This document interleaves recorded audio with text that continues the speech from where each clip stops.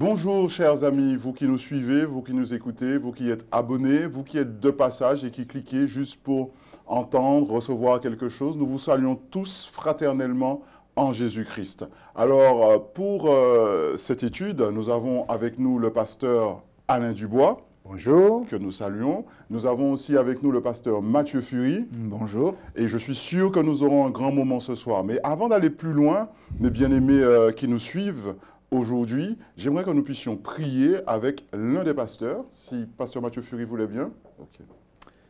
Notre Dieu, nous voulons nous placer sous ta conduite. Merci de nous offrir un moment d'échange authentique dans la vérité, dans la fraternité.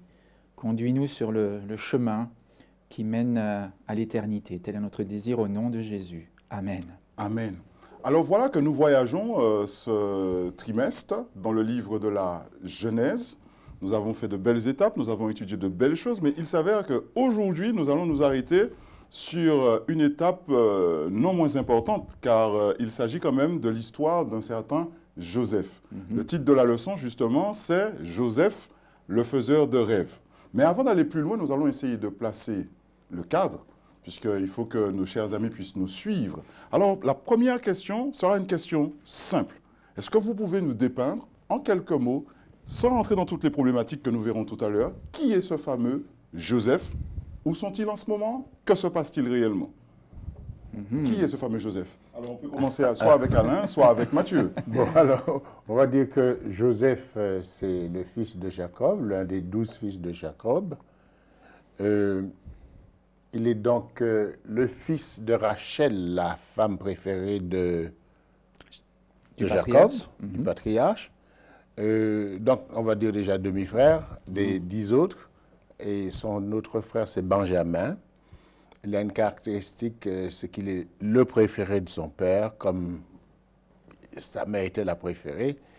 Donc, ce qui est de nature à lui poser des problèmes. Ah, ça, on va voir ça dans un Ah instant. bon, ouais. On l'appelle le rêveur, surnommé le rêveur. Il a des rêves. Ses rêves, il arrive à les maîtriser quand même, parce qu'il arrive à les interpréter pas mal. Et c'est aussi le père de Manassé et Ephraïm. D'accord. Tout à l'heure, tu disais, sauf si Mathieu Fury voulait rajouter quelque chose. Pour camper le décor, bon, je pense que mon collègue a dit l'essentiel. C'est donc le 11e de la fratrie, l'avant-dernier. Ouais. Et son papa l'aime beaucoup. D'accord. Son papa l'aime beaucoup. Au moment où le récit commence, il a 17 ans. 17 ans. D'accord. C'est un grand garçon, puis il est revêtu d'une belle tunique, parce que son papa, il est fier de lui. Alors, il lui a fait cadeau d'une tunique multicolore. Et du coup, ça crée des problèmes. Justement, c'est là, Mathieu, c'est là que ça devient intéressant, parce que tu nous dépeins un bonhomme qui est bien avec son père, qui l'aime, qui lui démontre son affection, mais il y a tout de même un problème. Donc, quel est ce problème et à quoi est dû ce problème? Est-ce que tu peux nous en dire plus? Parce que nous avons commencé avec Alain tout à l'heure. Oui. Est-ce que tu peux nous en dire plus? Ce garçon bénéficie en fait de toute l'affection de son père et il ne se rend pas compte que ça crée de l'animosité chez ses frères aînés. Et d'ailleurs, par moments même, il n'hésitera pas à rapporter à son père les frasques de ses frères aînés. Et voilà, il a le sens du bien, le sens de la justice, le sens de ce qui se fait, de ce qui ne se fait pas. Et oui, je pense que en toute naïveté, en toute sincérité, il joue son rôle. Et son papa est fier de lui. Et malheureusement, en face, ses frères grincent des dents. Et là, ça se corse. Encore lorsqu'il vient leur dire qu'il a fait un rêve, un premier rêve, dans lequel les gerbes de ses frères se penchent devant sa gerbe, à lui. Et un deuxième rêve dans lequel le soleil, la lune, et puis 11 étoiles s'inclinent devant lui aussi. Et là, c'en est trop. C'en est trop. C'est intéressant quand même de voir que nous sommes avec ce jeune homme, une famille qui croit dans le vrai Dieu, qui marche avec le vrai Dieu. Et on voit que le problème ne vient pas de l'extérieur, Alain, mais le problème vient de l'intérieur, comme nous l'a dépeint si bien Matthieu. Et ce problème vient de l'intérieur. Et Matthieu pointe du doigt quelque chose. Il parle de gerbes qui se penchaient et tout cela. Est-ce que tu peux nous en dire plus sur ce fameux rêve dont on sait être à l'origine de tout ce qui va suivre? Ouais, Alors, la symbolique, quoi. Ouais. alors, déjà, symboliquement, avoir des rêves et être capable de l'interpréter, ça lui donne déjà une sorte de supériorité spirituelle. Mais dans ce rêve-là, les symboles sont forts. Déjà, les symboles sont pris dans le domaine agricole, donc une gerbe, donc dépendance économique, puisque lui va s'incliner, ses frères vont s'incliner devant lui. Donc, ce sont les serviteurs qui s'inclinent devant les rois. Et donc, ça passe pas. Ça les menace. Parce que déjà, son rang de naissance ne l'avantage pas, le 11e. Et nous sommes quand même à une époque où ce sont les aînés qui prennent la préséance sur les plus jeunes. Et par conséquent, s'incliner, être dépendant, le saluer. Et puis, il y a aussi l'habit que son père lui a donné de manière maladroite qui représente un signe d'autorité. Donc, et qui va corroborer le rêve.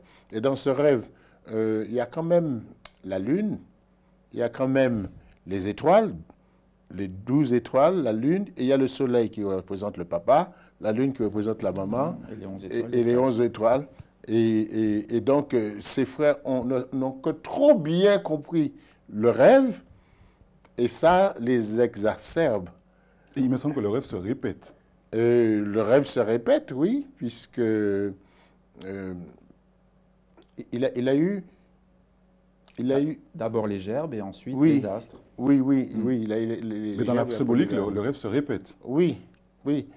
Donc, en fait, on a observé... Bon, peut-être qu'on va le voir plus tard. Au fait, on dirait que c'est par Dieu. Il y a toujours presque deux rêves. On va le voir plus tard, j'imagine. On voit toujours presque deux rêves. C'est peut-être aussi une manière Qui de ont confirmer toujours ça le même vient de sens, Dieu. mais je pense que la répétition, c'est la confirmation. C'est ça. C'est- Ah oui, parce que nous Le fait de avons... répéter, c'est confirmer, c'est pour montrer la certitude même du rêve. Alors, il n'y a aucun doute là-dessus, les bienfaits de Dieu. Et d'ailleurs, le Père lui-même fait mine de le reprendre quand il donne l'explication du rêve. Est-ce que tu veux dire que tes frères, moi, nous allons nous mettre à tes pieds et nous allons nous incliner vers toi, devant toi? Mais quand même, il se dit, il y croit. Il y croit, est-ce que c'est pas vrai? Et il continue, le texte biblique dit même qu'il continue à réfléchir Oui. au sujet de ce rêve. Précisément, son père garda le souvenir Garde le de ces souvenir, choses. oui. Donc, on est en phase et on est d'accord pour dire que le père, quand même, son attention qui a été retenue par ce rêve, comprend qu'il y a un plan en marche. Si c'est une vision, s'il reçoit deux visions, donc on peut comprendre que Dieu est en train de se révéler à cette famille, non seulement à Joseph. Donc ça veut dire que Dieu a un objectif, il a un plan en marche avec ce jeune homme. Mais justement, dans ce plan en marche avec ce jeune homme, puisqu'on est là avec Dieu, on va contraster un peu cela avec l'attitude un petit peu des frères. Les frères, justement, si on dit Joseph, le faiseur de rêves, ce sont ses frères qui l'ont appelé comme ça. C'est Ce sont- ironiquement, dit le Oui, texte. oui, oui. Ironiquement, parce que le terme hébreu désigne celui qui maîtrise les rêves, celui qui a la maîtrise des rêves. Donc si c'est ironique, ça veut dire qu'il se moquait de lui. Il se moquait de lui, mais il n'empêche qu'il les maîtrisait dans les deux sens, c'est-à-dire qu'il avait la compréhension et les rêves se réalisaient. Il pouvait expliquer même un rêve qu'il n'avait pas eu, il pouvait expliquer ce qu'il avait, et de l'autre côté, ses rêves se réalisaient. C'est ce qu'on va voir. Mais que penser des... Ah, pardon, Mathieu, vas-y. Oui, je dirais, il y a différentes sortes de rêves. On aime bien parler des rêves prémonitoires. Mais là, je pense qu'on est au-delà du rêve prémonitoire. C'est vraiment un rêve, un double rêve, on pourrait dire prophétique, qui est donné à Joseph. Dieu communique avec lui au travers de ce qui lui est donné de voir durant la nuit, hein, puisque oui, il est bien question de rêve. Et il s'en souvient très bien. Et il est frappé par ce qu'il a vu. Et il se dit, il faut que j'en parle. Certainement qu'il y a là quelque chose d'important. Et on sait qu'à l'époque, et encore aujourd'hui d'ailleurs, hein, les rêves étaient considérés comme des messages de la part des dieux, en général. On le verra bien en Égypte, qu'ils y croyaient aussi. Mais là, parmi les Israélites, donc parmi les enfants d'Israël, qui est Jacob, eh bien, on croit aussi à la signification des rêves. Et je pense que c'est ce qui a effectivement mis de l'huile sur le feu, comme le disait Alain, hein, quand il a dit que l'attitude de Joseph, plus les deux rêves qu'il leur raconte, vient exaspérer leur colère. Donc Mathieu, tu me tends une perche très intéressante, parce que on voit que tu nous parles de cette époque où les rêves étaient considérés comme venant du divin, oui. Peu importe les dieux, parce que nous savons qu'en Égypte, ils adorent plusieurs dieux. Et là, donc si ça vient du divin, que penser des frères maintenant, d'accord, qui voient leur petit frère arriver lorsque le père lui dit d'apporter un certain nombre de choses aux frères, et qui justement disent, ironiquement, Alain, ils disent oui, voilà le faiseur de rêves. Que penser de cette attitude? Est-ce que ces bonhommes, au travers de cette attitude, sont en train de se mettre à l'encontre du plan de Dieu? Comment pouvons-nous voir ça? Parce que je suppose que nos amis qui nous regardent se disent « Waouh, mais un rêve qui vient de Dieu, super !» Mais ils ont lu certainement leur Bible et voient que les frères se dressent justement contre ce rêve qui vient de Dieu. Comment les éclairer sur tout ça? Que se passe-t-il ici? Comment considérer les frères ici? Alors, si on était policier, on aurait dit que c'est le motif du meurtre. Parce que de tout ce qui est raconté dans l'histoire, ce qui les gênait le plus, c'est le fait qu'il avait ce pouvoir, ce don, on va dire ça comme ça, d'interpréter les rêves, et qu'eux-mêmes étaient impliqués, ils étaient dans ces rêves, dans cette prophétie. Et pour eux, si l'explication qu'ils donnent, à savoir qu'il deviendrait quelqu'un d'important, un monarque, il deviendrait roi et que ses frères mangeraient dans sa cour, ce plan-là ne devrait pas arriver. On dirait que ce plan est un peu similaire à ce que les Juifs ne voulaient pas par rapport à Jésus. C'est-à-dire que les chefs, les Sadducéens, les pharisiens ne voulaient pas que le Messie soit le Messie roi. Et par conséquent, il fallait tout faire pour le faire taire. Il fallait le calomnier, il fallait le frapper, il fallait jusqu'à la mort. Et de toute façon, on voit bien que la jalousie, la colère et tout ça ont engendré son arrêt de mort. Jésus, on va dire dans l'ordre chronologique, Joseph, tout comme ça l'a été pour Jésus. Il y a une similitude dans la manière dont les choses se déroulent dans la vie de Joseph, et la manière dont les choses se sont déroulées dans le vécu de Jésus sur terre avec les scribes, les pharisiens, les docteurs, enfin tous ceux qui le suivaient. Et je dirais aussi que ces rêves viennent contrarier certainement les ambitions des frères, parce que ce sont les aînés. Donc, bon, on s'attend à ce que Ruben reçoive le droit d'aînesse déjà. Donc, le chef sera certainement Ruben et pas Joseph. Ensuite, il trouve ça complètement absurde, renversant, c'est le moins que l'on puisse dire, énervant, et ça n'a aucun rapport avec ce qu'ils vivent. C'est le petit dernier, là. Donc, ils ont du mal l'avant-dernier. Donc, ils ont du mal à voir Dieu dans son plan. Ils veulent arrêter le projet de Dieu comme de la tour de Babel. Parce qu'on a deux expressions qui sont suivies. Excuse-moi, je t'en prie. Parce que venez, faisons. Comme la même expression comme de la tour de Babel. Faisons une tour qui monte. Et dans le cas de Joseph, venons, tuons-le. Alors, bon, les écrivains font le parallèle entre les deux pour montrer que ce sont des gens qui veulent contrarier le plan de Dieu et l'empêcher. C'est ce qu'on peut appeler les interférences humaines. Et on peut comprendre aussi leur incrédulité. Ils sont complètement incrédules. En fait, le message est clair. Tu divagues, Joseph. Joseph, tu divagues. Et là, tu exagères.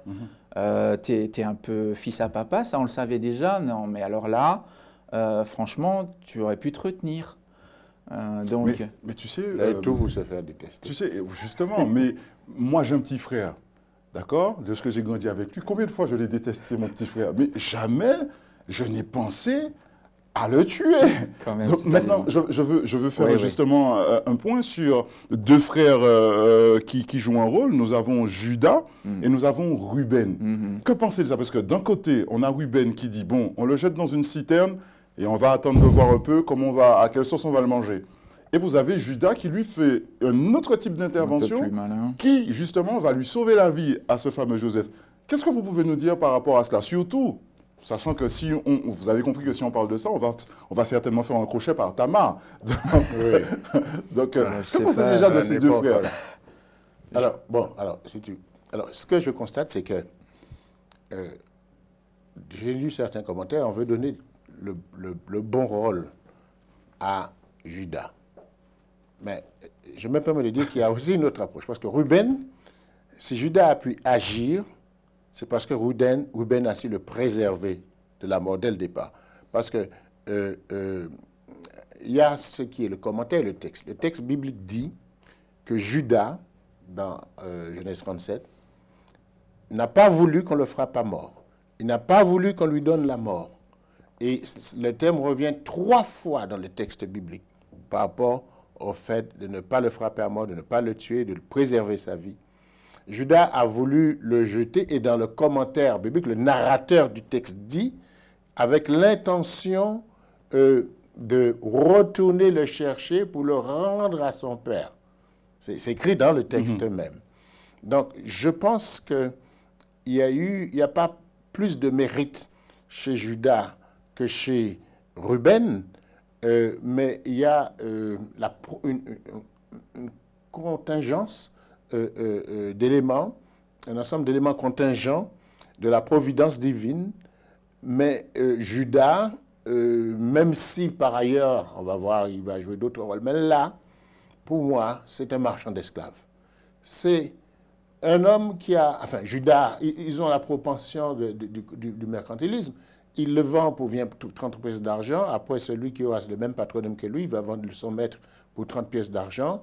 Et dans le texte même, il dit, quel profit avons-nous de le tuer? Moi, je ne peux pas m'imaginer avoir un frère qui soit un marchand d'esclaves et qui, en plus, après avoir prévu que la citerne dans laquelle il va me jeter soit ma tombe, parce que c'est ce qu'ils avaient prévu, et alors que Dieu a fait que la citerne soit un lieu de refuge et non son tombeau, et le fait qu'il y a eu les Amalécites, le fait qu'il n'y avait pas d'eau, ce n'est pas de Judas que ça vient, c'est la providence divine. Judas cherchait son profit, tout simplement, dans ce sens-là, et il voulait s'épargner, j'en lis l'esprit de prophétie, il voulait s'épargner d'avoir le sang sur la main. Donc, il a imaginé ce stratagème-là. Et parce que ce qu'on voit, c'est qu'à partir du moment où il imagine ce stratagème, qu'est-ce que les gars font? Les gars s'assoient pour manger, alors qu'il vient de parler de son frère. Il dit, celui qui est notre chair, il vend sa chair. Quand quelqu'un est capable de vendre sa chair, il est capable de se vendre lui-même, il est capable de vendre son sauveur aussi. Mais Judas, pardonnez-moi, mais Judas retient l'attention surtout parce qu'on voit qu'après, il se sépare de ses frères. Oui. D'où l'histoire avec Tamar. Pour apaiser son cœur. Donc, pour toi, il se sépare de ses frères pour apaiser son cœur et non pas pour, comme on l'entend, parce que l'action menée par les frères et tout ça a causé que il se sépare d'eux n'étant pas d'accord, par exemple. En tout cas, je n'ai pas lu un texte dans la Bible qui dit qu'il l'ait fait pour ça. Ce que je vois, il l'a fait, bien sûr, parce qu'il était mal à l'aise, on peut l'imaginer, mais après, qu'est-ce qu'il a été fait? Il a été épousé Tamar? Non, il a épousé d'abord une femme qui n'était pas... une femme cananéenne, je crois. Une femme cananéenne, oui, il a été épousé une femme cananéenne. Alors, s'il était dans le bon axe de la conscientisation d'une faute, pourquoi il continue de faire encore des fautes? Alors, je ne sais pas. Alors, je dirais pour ce qui concerne Ruben et Judas, qu'ils ont tous les deux un sursaut de conscience. Ruben, c'est l'aîné. Et Ruben se doit de protéger la famille, en fait. Et il se dit, il faut quand même que je le ramène vivant à son père. Il se sent responsable de la vie de ses frères, et en particulier aussi de celle de Joseph, même s'il a de l'animosité envers Joseph. Et Judas, lui, c'est le 4e de la famille, et Judas, il a un don, c'est un avocat né, enfin c'est un orateur né, à plusieurs reprises on le voit prendre la parole et convaincre ses frères. Donc Ruben, lui, il use d'un stratagème, en se disant, bon, une fois qu'ils auront le dos tourné, une fois que leur colère se sera apaisée, je le ferai sortir de la citerne et tout va rentrer dans l'ordre. Alors que Judas, oui, effectivement, il est un peu plus retors et il trouve là une opportunité de se débarrasser à moindre frais, ou plutôt en faisant quelques profits de son frère. Et l'idée lui vient de le vendre aux Manianites et il arrive à convaincre les autres. Il arrive à les convaincre sans problème. Ses frères l'écoutèrent. Et après, bon, effectivement, Judas fait son escapade au chapitre 38. Il y a un zoom sur Judas et on voit que Judas n'était pas moralement irréprochable, loin de là. Donc, c'est un homme qui a eu du mal à tenir sa parole, pour résumer, vis-à-vis de Tamar. Après quoi, il a quand même fait appel au service d'une prostituée, sans savoir que celle-ci était sa belle-fille. Et puis, à un moment donné, il se propose quand même de faire mettre à mort sa belle-fille, sans savoir que c'est lui qui l'avait rendue enceinte.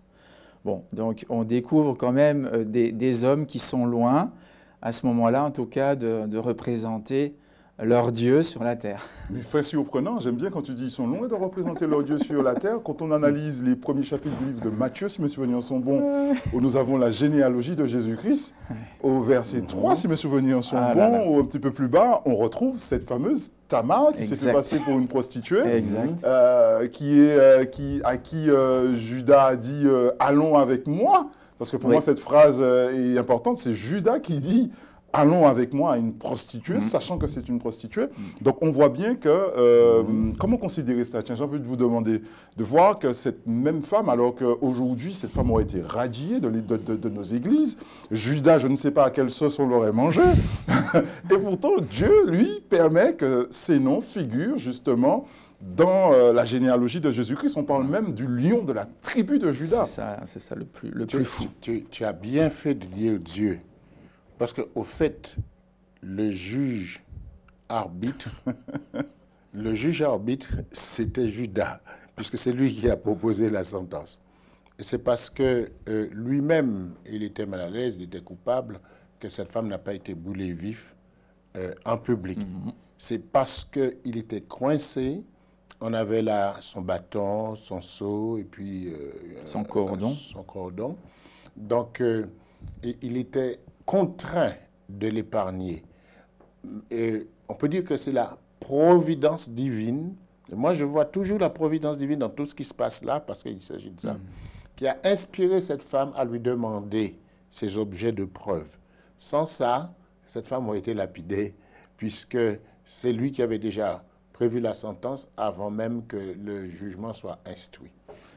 On n'aurait pas été dans le cadre de cette leçon, Alain, cette discussion était belle, parce que tu dis providence divine qui a poussé une femme à avoir ce type d'idée, donc se placer sur une route pour se prostituer avec... Non, pas pour se prostituer. J'ai dit pour lui demander les emblèmes.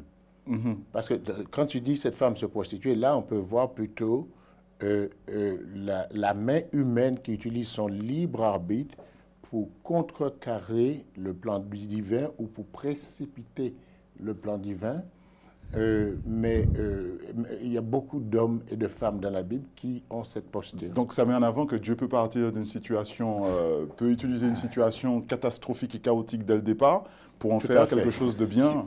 Ce qui est quand même assez incroyable, c'est que Dieu passe par Judas et Tamar pour donner à la femme une postérité. Quand je dis la femme, je pense à Ève et à la promesse qui lui a été faite. Qu'un jour, celui qui sortira d'elle ou de sa descendance écrasera la tête du serpent. Et Dieu passe par des gens aussi tordus. C'est quand même incroyable. Et finalement, Dieu se sert de toutes les circonstances, non pas qu'il les provoque forcément, mais il les utilise pour accomplir son plan. Et on ne saura jamais vraiment comment il s'y prend. C'est très mystérieux. Il y a des choses, voilà, qui l'orientent lui-même, c'est certain, mais comment peut-il utiliser le péché? Est-ce qu'il l'utilise, en tout cas, les conséquences du péché? Il s'en empare pour arriver à ses fins.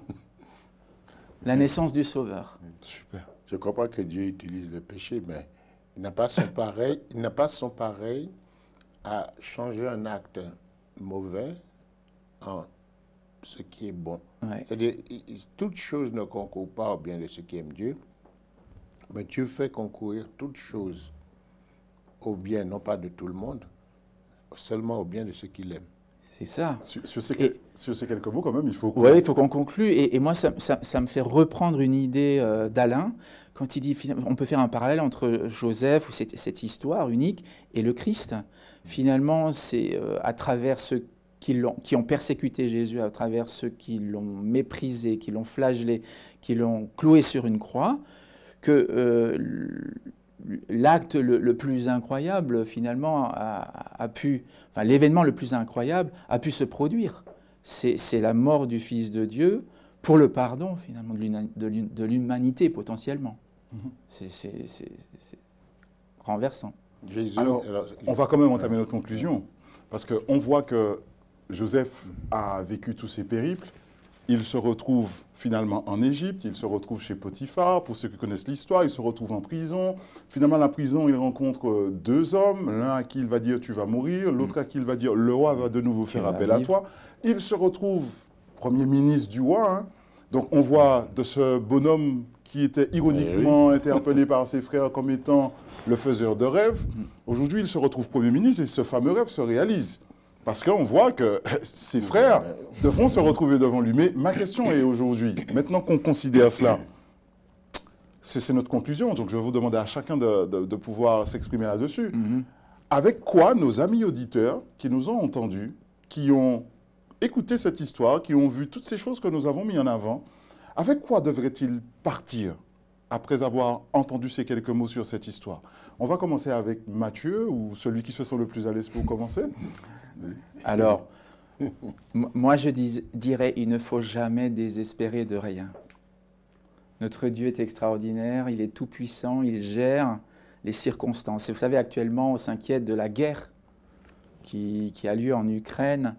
Et on se dit, est-ce que ça ne va pas dégénérer en guerre mondiale, en guerre nucléaire ou autre? Et il se passe tellement de choses dans le monde, à chaque seconde. Il ne faut pas oublier que Dieu a le regard sur chacun de nous. Dieu sait exactement où nous sommes, où nous en sommes, et il nous conduit sur un chemin qui est celui, finalement, de la foi, du salut.